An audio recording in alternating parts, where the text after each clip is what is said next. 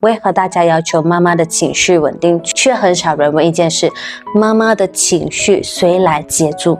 孩子生病的时候，半夜量体温的是妈妈，查资料的是妈妈，担心孩子体质的也是妈妈。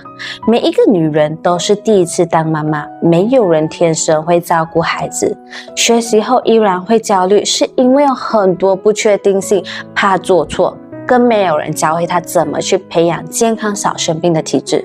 妈妈的焦虑不是不够坚强，是太在乎孩子。孩子生病的时候，你最怕什么？